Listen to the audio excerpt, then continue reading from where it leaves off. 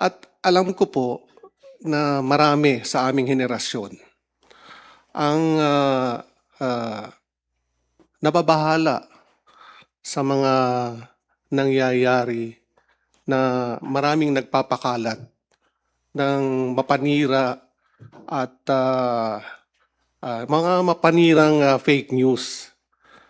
Kung kaya sa impeachment proceedings po na ito, iniimbita po natin ang sambayan ng Pilipino na makinig, manood, at maging mapanuri upang sila po mismo sa sarili nila malaman nila kung ano yung totoo.